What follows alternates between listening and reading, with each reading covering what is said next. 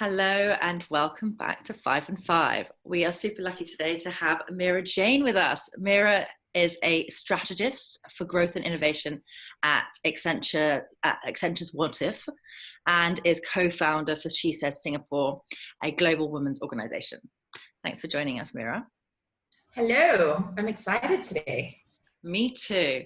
Okay, so you haven't prepared, and we're just going to go straight into this. I'm going to spin the spinning wheel of categories, and I would like you to read out what the category that we're going to delve into is, okay? Okay. All right, let's do this.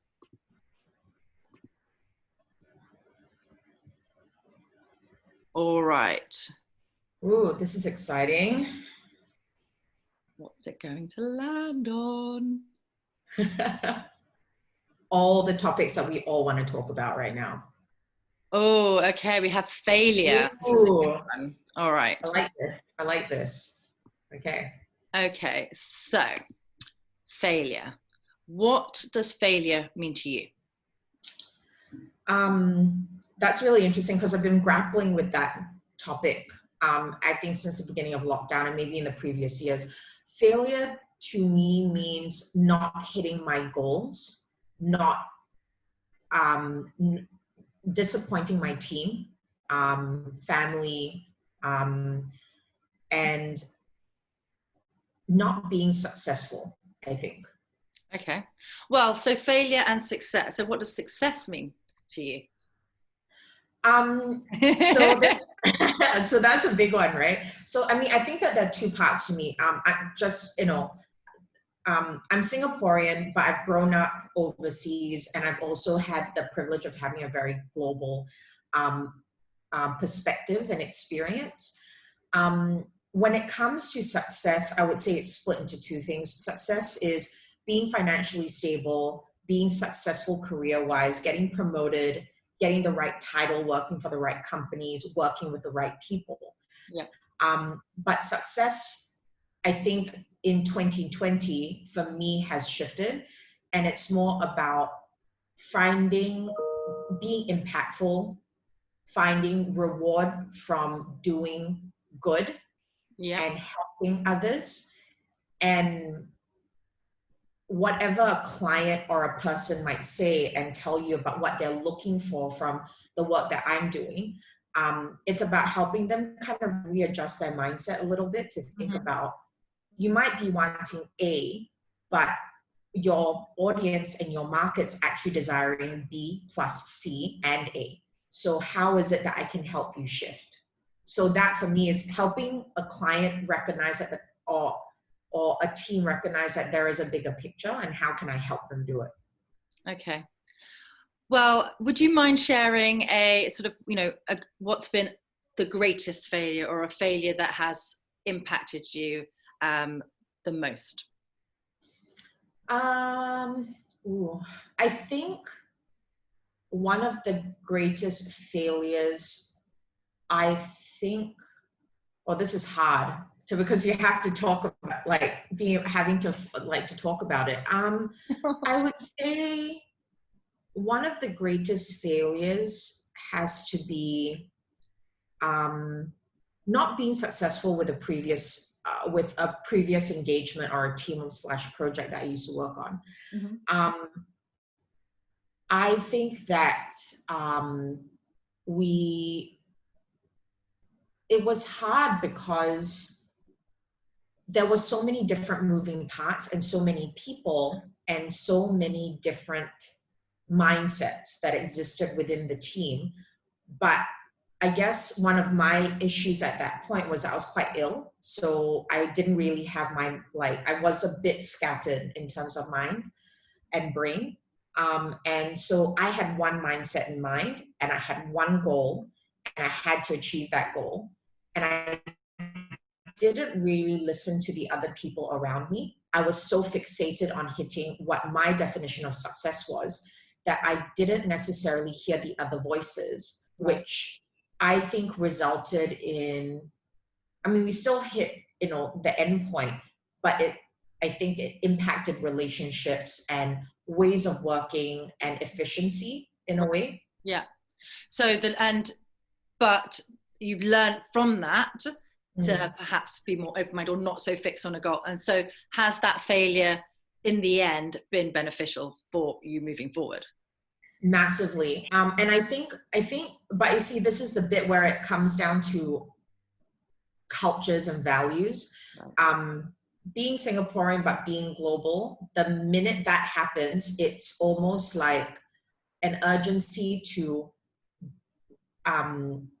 crisis control, manage the messaging, make sure you're well positioned and all of that. But at the same time, it's about having the courage. And I think 2020 has been really important for that. The courage to say, yeah, kind of screwed that one up, but I'm going to sit down right now. And, we've had the lockdown to do that, of thinking back about all the things that have happened and what could I have honestly fixed. But it required me to have a very open and honest conversation with myself versus trying to tell myself that whatever was done was wrong, and I could have done it better anyway, or I was, it wasn't really my fault.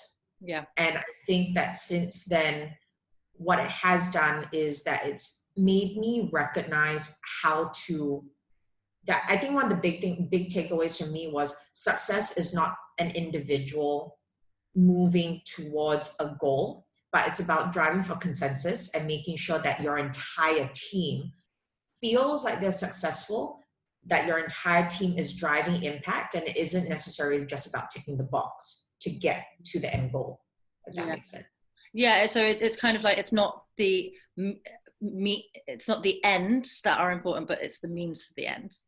And I loved what you said about sort of courage, how that, I think failure requires courage, the courage to fail and then to pick yourself up after that is so important.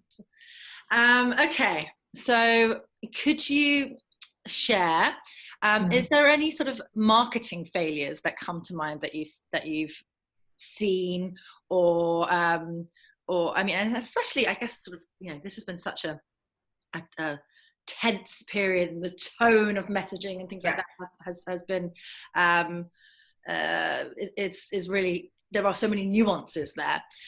What is a marketing failure that you have noticed that you can share?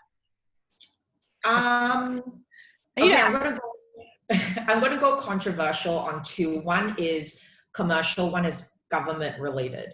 Okay. So commercially, Peloton, they had that Christmas campaign, and it was about the man gifting his wife a Peloton bike. I love Peloton personally. I love the way that they've pivoted. I like the way that their model is. I don't think that the campaign was that bad. I actually, because I guess the way that I was looking at it was, when I saw that campaign, everyone flipped out, I feel, because they thought, oh, it's a man telling a woman that she needs to lose weight.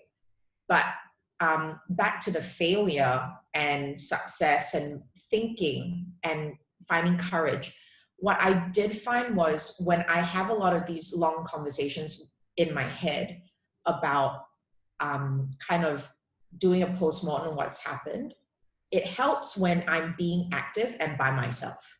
And I find I get the best ideas or the real provokes when I'm at the gym and I'm doing something that is like, I've got someone telling me what to do, so I don't have to think about anything. And it was great. And I think marketing wise, I've listened to the Wall Street Journal interview with Peloton CEO, and what he was saying was, it wasn't aimed or targeted at lose weight. It was more of,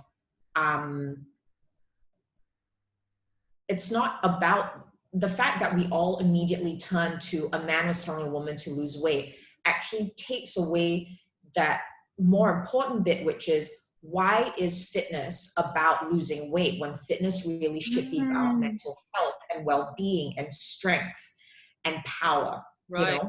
Yeah.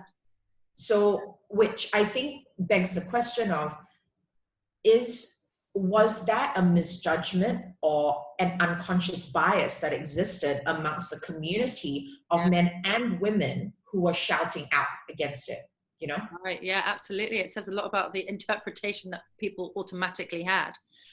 Okay, that's brilliant. Thank you. Thanks for sharing. I think we've come to the end. Thank you so much, Meera. It's been so lovely talking to you. And yeah, this has been 5 and 5. Nice to meet you again. You too, love.